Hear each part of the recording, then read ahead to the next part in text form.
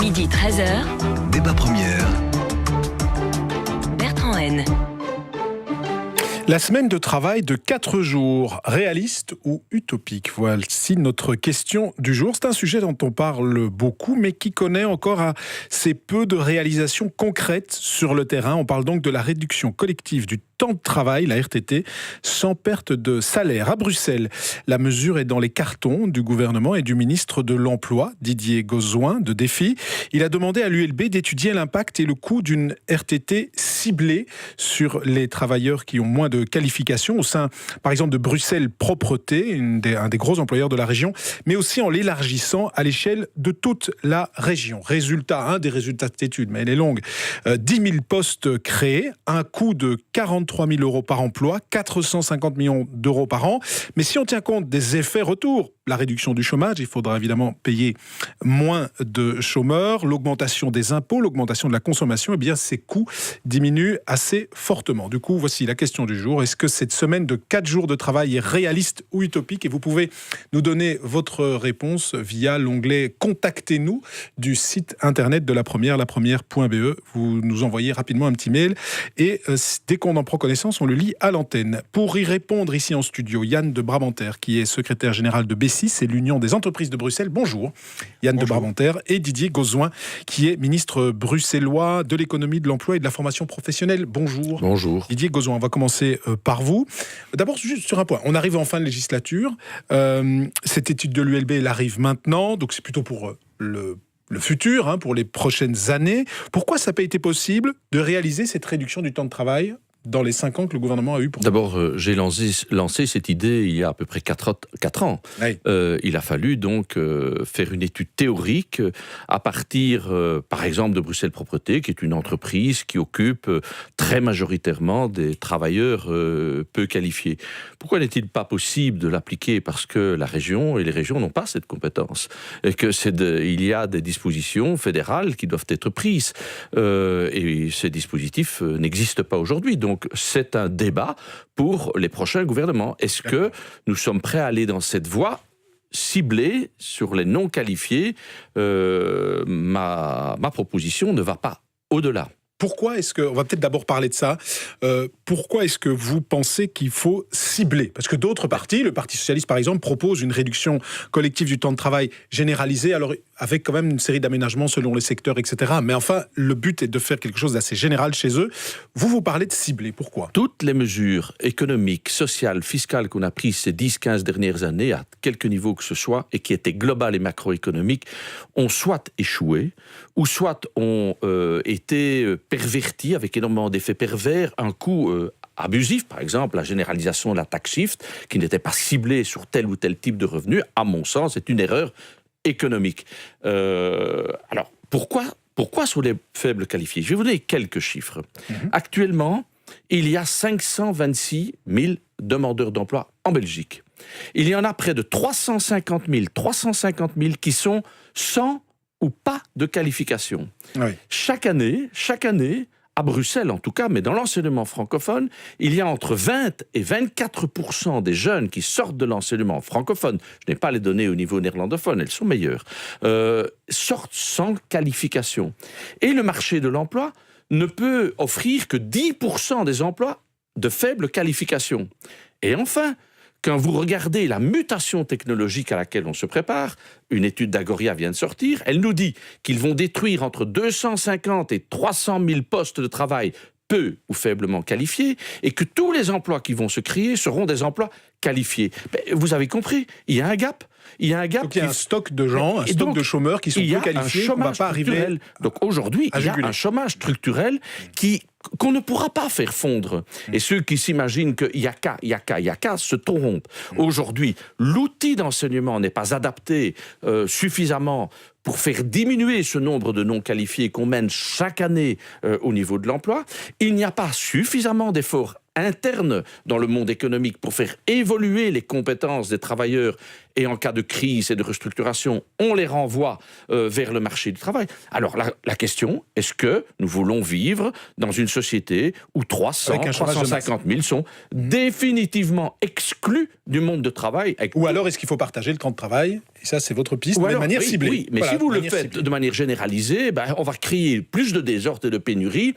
Un non qualifié ne va pas aller occuper un poste d'infirmier et d'infirmière. Alors, Yann de Bramenter, vous êtes secrétaire général de BESI, l'Union des entreprises de Bruxelles, et vous dites c'est une fausse bonne idée.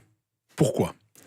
Mais il est clair que nous approchons les élections de mai 19 et bien que Monsieur le ministre ne se présentera plus, on s'aperçoit que nos politiciens se préparent à convaincre les citoyens avec des idées innovantes ou intéressantes, mais souvent très populistes ou irréalistes. Faut-il vraiment une étude sur quelque chose qui a déjà été examiné, analysé, critiqué? Et c'est pour ça que nous l'avons appelé une fausse idée du ministre. Il n'y a pas que le ministre qui a lancé ces idées. Le bourgmestre de Saint-Josse l'a déjà implémenté. Emir Kir avait déjà fait cette promesse et je crois que c'est en vigueur à partir de janvier de cette année. Au sein de l'administration wallonne, c'est aussi ouvert à certains profils, mais c'est en Wallonie, voilà, de travailleurs qui arrivent en fin de carrière. Absolument, mais il est clair que dans le privé, cette mesure deviendrait très vite impayable. Et parlons des chiffres également. Au niveau belge, il y a actuellement 450 000 emplois, dont un tiers n'exige aucune qualification ou diplôme. Donc, et là, nous rejoignons le ministre Gaudouin. Il faut focaliser sur les compétences, sur la reconnaissance des compétences. Mais il vient de dire en même temps que ça ne suffirait pas. Oui, mais en tout cas, des mesures qui restent impayables ne suffisent pas non plus. Impayable. Alors, l'étude de l'ULB parle de 450 millions d'euros par an pour la région, sans compter les effets retours, parce que c'est la discussion qu'on va faire maintenant. Mais c'est ça que vous estimez impayable, ces chiffres-là qui vous posent problème? Oui, c'est impayable. Effectivement, actuellement, on doit faire appel au fédéral, sans gouvernement. Je crois que c'est pas le moment d'en discuter. Si on voit même que les partenaires sociaux ne sont pas prêts à se mettre autour de la table pour parler de mesures en faveur de l'emploi, je ne crois pas que cette idée gagnerait, et c'est pour ça que nous la plaçons un peu dans le contexte des élections. D'accord. Alors, sur le côté impayable, d'abord, puisque c'est le principal... Je ne m'inscris pas dans une perspective d'élection, d'abord parce qu'il y a 4 ans que j'ai lancé ça, in tempore, in suspecto. Je suis revenu ici, dans ces studios, en parler il y a 4 ans. Donc, ce n'est pas dans une démarche électoraliste, d'ailleurs, moi-même, je ne suis plus préoccupé par cela. Ça reste pourquoi, par exemple, au sein de son administration, parce que je comprends bien pourquoi il y a des problèmes liés au fédéral, etc. Mais pourquoi au sein d'une administration, par exemple Bruxelles Propreté, ou au sein de l'administration régionale... Parce que ça, c'est impayable. Mais parce que ça, c'est impayable. C'est impayable. Ce serait des transferts financiers vers l'État fédéral. Vous engagez, faites de l'embauche compensatoire, vous allez donc avoir une diminution de chômage qui profite au fédéral, vous allez avoir des cotisations sociales et patronales sur ces travailleurs embauchés. Donc les effets retours sont dans une autre bourse que la bourse bruxelloise. Alors, dire que c'est impayable, c'est complètement faux. Quand vous venez de le dire pour l'administration bruxelloise. Le coût réel net est de 13 000 euros par emploi. Quand vous savez que la tax shift, c'est pas moi, c'est l'étude de la KUL, montre que la tax shift, en termes de création d'emplois, ça c'est toutes les décisions fédérales. Le coût par emploi créé est de 136 000 euros. Moi, je vous parle de 13 000 euros. Je vous parle de 13 000 euros, sans compter d'autres effets retours, parce que ma proposition, ce n'est pas de l'électoralisme, c'est de dire... on a une insuffisance de postes de travail à faible qualification. Eh bien, le temps de partage de travail, ce n'est pas seulement travailler 4 jours et le 5e jour, on va à la pêche. Le 5e jour, et ça c'est une obligation régionale, c'est pour ça qu'il faut des partenariats avec les régions, le fédéral, les entreprises, les syndicats, le 5e jour doit servir à aider ces travailleurs faiblement qualifiés à acquérir des compétences pour pouvoir évoluer dans leur carrière, pour pouvoir aller vers d'autres jobs, pour sortir de leur entreprise. Aujourd'hui, il y a un réel problème, c'est moi qui le dis, c'est l'étude du Monde. On ne prend pas suffisamment en compte la formation continue. C'est un article qui a été publié le 25 novembre 2018 dans Le Monde et qui dit « La formation interne est une réponse au manque de main-d'œuvre qualifiée ». C'est-à-dire que même en interne, les entreprises ne font pas leur rôle. Qu'est-ce qui se passe à Proximus, c'est assez édifiant. On va mettre 1900 personnes dehors. On va en engager 1500, si j'ai bien vu les chiffres. Oui, mais on va en mettre 1900. Qu'est-ce qu'on va en faire de ces 1900 ? Ça va être à charge de la collectivité, parce qu'il y a eu un déficit de formation interne. Et donc, ce que je veux faire dans les entreprises, comme par exemple les titres-services, où il y a beaucoup de travail, il n'y a que des travailleurs non qualifiés, mais qu'on aide ces personnes à sortir du piège à l'emploi dans lequel D'accord, donc le 5e jour est un jour de formation. C'est un jour, tout est volontaire, bien entendu, de formation pour permettre à des gens de s'upgrader dans leur entreprise ou d'aller vers d'autres entreprises. Or, aujourd'hui, on a le mécanisme qu'on veut rendre captifs les travailleurs. Ce n'est pas vrai. Oui. Dans l'avenir, on doit permettre la mobilité des travailleurs. Alors, Yann de Bramenter, secrétaire général de Bessi, sur d'abord l'argument impayable, puisque vous avez vraiment insisté là-dessus. Didier Gauzoin vient de nous dire, si on prend d'autres mesures, notamment le tax shift, le coût des emplois créés, il existe aussi. Alors, il y a ce chiffre qui est issu de l'étude KUL, mais toutes les mesures, quelque part, d'emploi ont un coût. Est-ce que celui-ci vous paraît vraiment exorbitant par rapport au tax shift ? 13 000 par an. Oui, mais actuellement, je sais qu'on parle de la région de Bruxelles, mais il n'y a actuellement pas de pénurie d'emplois pour les peu qualifiés. Il y a suffisamment d'emplois, peut-être pas, il y a pas de pénurie peut-être pas suffisamment à Bruxelles. Il y a la possibilité de travailler à un régime de 4/5e et en laissant 20% du salaire existe et fonctionne très bien. D'autre part, il existe mais on perd 20% de son salaire. Des régimes de formation. Il y a le congé éducation payé, il y a les crédits temps. Ça existe. Ça existe, mais c'est visiblement pas très très suivi. Oui, mais on parle de l'exemple de Bruxelles Propreté, mais quelle est la part des ouvriers à Bruxelles Propreté qui ont déjà un deuxième travail ? Est-ce que M. Gauzoin le sait ? On sait très bien que les travailleurs et le plus de respect. Je respecte absolument le bon travail qu'ils font, mais ils ne travaillent déjà pas le temps qui est prévu. Vous savez très bien que les gens qui travaillent à Bruxelles Propreté travaillent en fonction de la tournée. La tournée est terminée, ils peuvent quitter. Ils ont la possibilité même d'aller travailler ailleurs. Oui, mais nous ne nous focalisons pas pour Bruxelles Propreté, c'est un exemple. C'est vrai, théorique. Didier Gauzoin, vous reconnaissez ça que mais non, je ne reconnais la réduction du temps de travail au sein de Bruxelles Propreté, c'est pas justifié parce que déjà leurs horaires de travail. C'est du cliché. Vous savez ce que c'est qu'un homme à Bruxelles Propreté, c'est 2 tonnes par jour que physiquement on doit les mettre dans un camion. Alors faire dire que, je ne dis pas qu'il n'y en a pas, mais dire que c'est la généralisation et dire qu'il faut diminuer de 20%.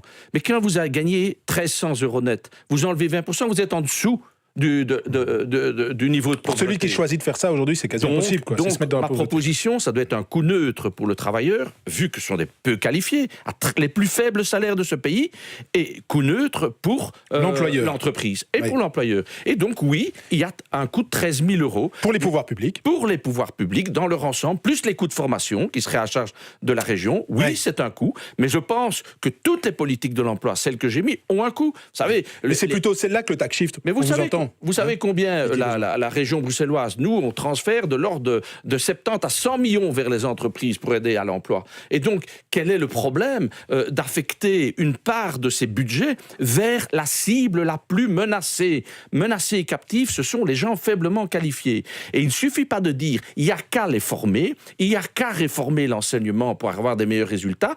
Je le souhaite aussi, mais tout ça va s'inscrire sur le long terme. En attendant, nous sommes avec 350 000 demandeurs d'emploi qui n'ont pas de qualification. Allez, on continue ce débat sur la réduction du temps collectif du temps de travail sans perte de salaire. Mais on a entendu ici dans la proposition de Didier Gauzoin ciblée sur les peu qualifiés. On se retrouve dans quelques instants avec vos interventions, notamment via l'onglet « Contactez-nous » du site internet de La Première. A tout de suite. Midi 13h. Débat Première. La Première vous invite. Concerts, cinéma, théâtre, danse, expo, festival, La Première est partenaire de plus de 600 événements culturels chaque année. Vous souhaitez y assister ? Surfez sur lapremière.be et cliquez sur l'onglet Concours. Régulièrement, des invitations sont mises en jeu. Tentez votre chance et vous ferez peut-être partie de nos invités. Écoutez La Première et rendez-vous sur lapremière.be. En ce moment, Skoda vous propose de super conditions salon sur toute la gamme, allant jusqu'à 9 000 € d'avantages. Plus d'infos sur skoda.be. Skoda, simply clever. Offre soumise à conditions. Et voici le fleuron de la gamme. Oui. Notre voiture autonome. Elle fait tout toute seule. Oh waouh. Même le prêt? Le prêt? Oui.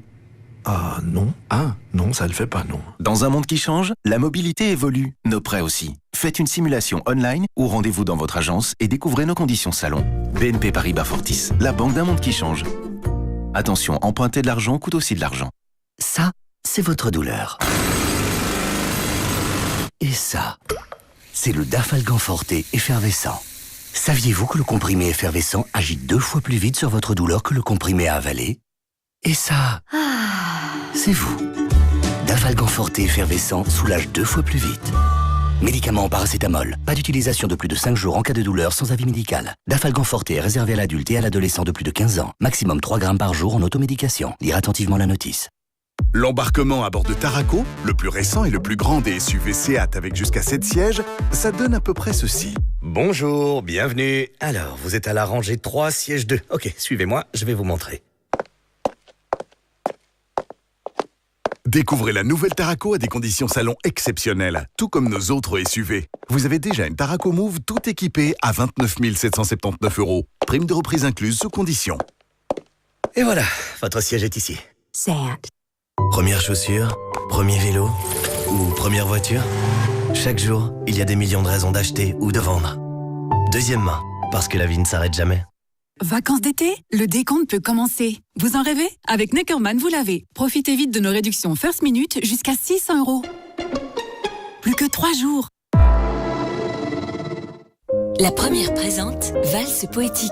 Venez vivre un moment romantique avec les valses de Chopin interprétées par la pianiste Eliane Reyes et les plus beaux poèmes de la langue française lus par le journaliste Patrick Poivre d'Arvor. Date unique à Bruxelles, le 13 février, à l'auditorium du Musée des Beaux-Arts. Infos et tickets, ticketmaster.be. Débat première. Bertrand Rennes. On parle de la réduction collective du temps de travail sans perte de salaire. À Bruxelles, le ministre de l'économie et de l'emploi, Didier Gauzoin, propose de le cibler sur les travailleurs les moins qualifiés, avec un résultat mesuré par une enquête de l'ULB. 10 000 postes créés pour la région, mais un coût assez important, 450 millions d'euros avant les effets retours. Un coût pour la région, des effets retours qui seraient liés notamment à la réduction du chômage ou l'augmentation et des impôts. Vous intervenez via l'onglet « Contactez-nous » du site internet de La Première, et Marc nous dit... Ah non, lui, il nous a appelé au 02 737 37 07. Mais c'est bien aussi pour nous toucher. Marc nous dit « La France a instauré la semaine des 4 jours il y a 20 ans. C'est un échec, nous dit Marc. Ah ouais. Elle coûte une fortune à l'État français. Il serait plus intelligent d'investir dans la création d'emplois. Pourquoi n'arrive-t-on pas à créer de l'emploi ?» Et Marc nous cite le cas de Donald Trump qui a mis 2,5 millions de personnes à l'emploi aux États-Unis, nous dit Marc. Bon, je ne vais pas vérifier les chiffres, mais voilà ce que nous dit Marc. Yann de Bramenter, peut-être là-dessus, c'est la création d'emplois avant le partage de l'emploi, si je peux le dire comme ça pour vous. Ouais. Je crois qu'effectivement, nous sommes arrivés dans un air de temps où effectivement les employeurs créent de l'emploi. On a parlé des chiffres, il y a actuellement 450 000 emplois pour lesquels les entreprises cherchent des personnes, oui. et pas toujours des diplômés, pas toujours des super qualifiés. On a d'ailleurs fait plusieurs émissions sur les métiers en pénurie ici. Il y a des qualifiés, mais il n'y a pas que des qualifiés. Mais la majorité, c'est quand même des métiers assez qualifiés. Non, je prétends que certainement autour... Parfois 2-3 ans de formation. Mais oui, autour de Bruxelles, il se trouve effectivement plusieurs entreprises qui cherchent en vain et qui ne demandent pas mieux et qui, je reconnais d'ailleurs les efforts sous la tutelle du ministre de l'Emploi pour encourager des Bruxellois à travailler juste en dehors de Bruxelles. Il n'y a que parfois 2, 3, 5 ou 10 kilomètres plus loin. Mais... Pour moi, il y a également le principe de l'équité. Pourquoi est-ce que certains Belges travailleraient à 80% du temps en ayant un salaire de 100%, alors que les autres Belges doivent travailler 100%? Donc il y a cet aspect pervers également, ce précédent qui pourrait se créer, où très vite, soit des partis politiques, soit des syndicats vont s'accrocher pour élargir les systèmes. On parle bien d'un régime ciblé. Mais je crois qu'actuellement, il y a d'autres priorités. Et effectivement, il y a des emplois qui se créent. Il y a une conjoncture qui est beaucoup plus favorable qu'avant et qui donne des opportunités pour les chômeurs à Bruxelles et pour combler les emplois qui sont présents. Alors, Didier Gauzoin, réponse à ça, et puis vous êtes nombreux et nombreuses à nous écrire à propos de la réduction du temps de travail. Certains pour nous dire que vous vivez plutôt bien une réduction du temps de travail. J'essaie de retrouver les mails.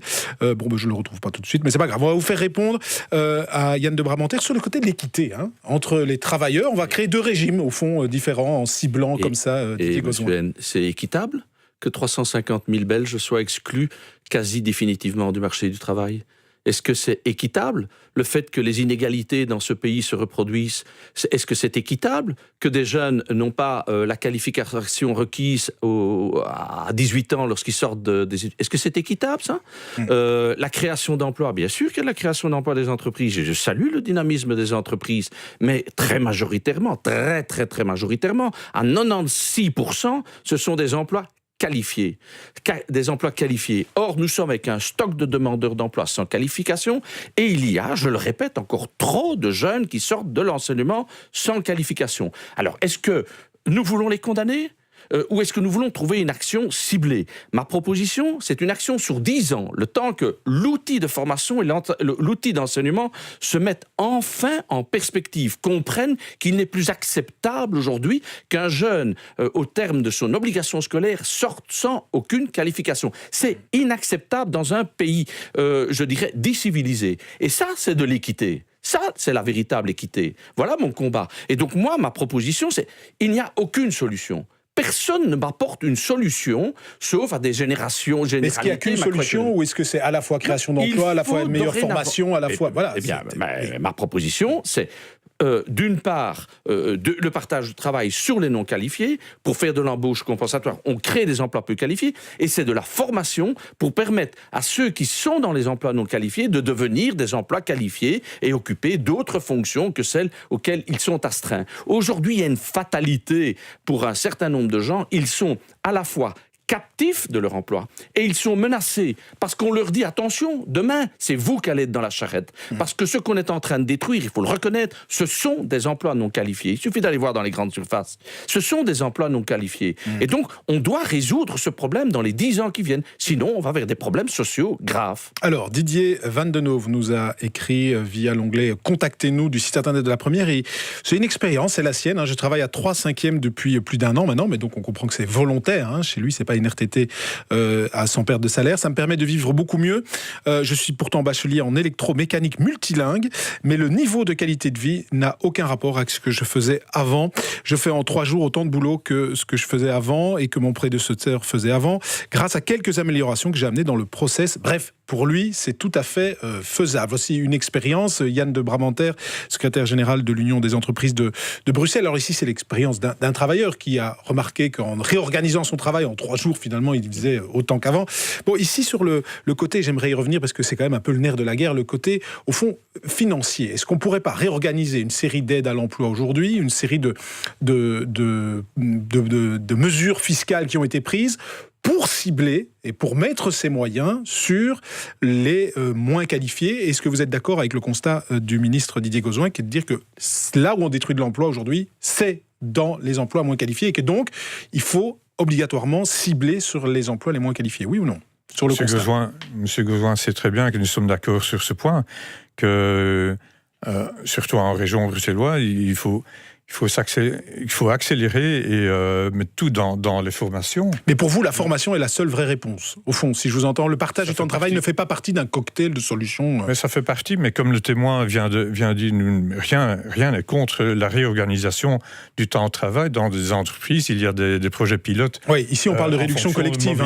Mais ici on parle évidemment de travailler moins avec le même salaire. Oui. Mais sans que c'est un impact sur les employeurs, si on entend Didier Gauzoin, c'est le budget de l'État, c'est pas, les employeurs vont pas devoir payer, vont pas avoir un impact négatif, Didier Gauzoin. En anglais, on dit « there is no free lunch », quelqu'un paye. Oui. C'est le contribuable qui finalement paye Oui, mais c'est le contribuable qui paye aussi les voitures de société, et c'est le contribuable qui paye le taxi aussi. 4 jours, les services deviennent plus chers. Monsieur de Brabander, soyons quand même... Parce que le problème dans notre société, c'est le déséquilibre. On a toujours l'impression que ça va d'un côté et pas de l'autre, selon le pouvoir en place. La taxe chiffre, ça a représenté des milliards et des milliards. Il fallait augmenter la productivité des entreprises, les coûts salariaux. Je le conçois, je le concède et je l'accepte. Est-ce qu'il eût été raisonnable d'affecter une partie de cet actif, quelques centaines de millions, uniquement pour neutraliser le coût des entreprises et faire de l'embauche compensatoire? Ici, la taxe chiffre, ça a servi, non pas à créer de l'emploi, parce que ça coûte 136 000 €. Ça a quand même participé selon le bureau du plan. Hein. Mais ça a surtout permis de rétablir une certaine, de remettre en concurrence les entreprises. Je ne dis pas que ce n'est pas un bon objectif, mais cessons de ne voir qu'un seul objectif. Il y a un autre problème dans notre société, c'est les gens qui sont exclus. Je le dis avec toute la sagesse et l'âge que j'ai aujourd'hui, si on veut continuer à maintenir ces situations de tension sociale, bonjour les dégâts. Moi, j'essaie de trouver une solution, et oui, ça doit être un effort porté par la collectivité, pour aider ces gens à trouver leur place sur le marché. Par des formations, bien évidemment. Mais par des formations, vous savez très bien que quand vous êtes éboueur et que vous travaillez toute la journée durement, allez leur dire le soir ou le samedi d'encore aller suivre des cours de promotion sociale, c'est pas évident. Donc, le 5e jour, c'est pour aider la mobilité et la requalification d'un stock important de travailleurs, pour leur permettre d'autres perspectives d'emploi. Voilà, on veut ou on veut pas, mais ça nous reviendra dans la figure un jour ou l'autre. Alors Yann de Brabander, pour conclure, il nous reste une trentaine de secondes. Écoutez, selon Bessie, effectivement, la question du taux de chômage en région Bruxelles-Capitale doit s'analyser selon, et nous sommes tout à fait d'accord, une autre grille de lecture, celle de la qualification. Et c'est là qu'il faut jouer au maximum, grâce à des formations. Y compris en ayant un peu de temps, un jour de la semaine, pour les plus qualifiés. Ça va dans ce sens. Le seul problème, c'est que ça reste impayable et ça risque de faire précédent et d'être exploité par des partis ou par des syndicats qui vont élargir vers le privé. Et à ce moment-là, ça devient impayable. Ça, c'est votre crainte. C'est qu'on élargisse à tout. Qu'on mette le pied dans un processus que vous ne voulez pas et auquel je ne crois pas non plus. Hein. D'accord. Au moins là-dessus, vous êtes d'accord. Bien entendu. Voilà. Parce que donc c'était bien ciblé. Désorganiser le marché du travail de faire besoin. Bon, je suis désolé, on arrive à la fin de l'émission, mais on voit qu'on va certainement y revenir pendant la campagne sur cette proposition, ou d'autres d'ailleurs, puisque Yann de Brabander, vous venez de nous dire que vous aviez crainte que ces propositions aillent trop loin, selon vous. On y reviendra donc dans cette émission. Bonjour Laurent Dehausset. Bonjour Bertrand. Alors, pas de réduction du temps de travail et du temps d'un jour d'histoire aujourd'hui sur la première. On est là tous les jours. Vous êtes là tous les jours, quoi qu'il arrive. Allez-y. Quel est le poids social et politique des anciens combattants dans l'entre-deux-guerres? On va aller observer la situation en Flandre. Et puis avant cela, on va s'attacher à quelques faits divers qui ont défrayé la chronique au XVIIe et au XVIIIe siècle dans nos régions. On vous retrouve dans un quart d'heure maintenant. Il est 13h. Le grand journal, c'est avec Marie-Laure de Kerkhove. Bonjour Marie-Laure. Bonjour, il faut écouter la mobilisation citoyenne qui illustre la vitalité de notre société. Propos ce matin du roi Philippe dans son discours au corps constitué. Un discours très axé sur les enjeux climatiques. La chirurgie de l'obésité a le vent en poupe. On dépasse 14 000 opérations par an et c'est en Belgique que cette chirurgie est le plus pratiquée au niveau européen. Mais est-ce sans risque? Réponse dans ce journal. Certains enfants congolais adoptés par des couples belges auraient été enlevés à des parents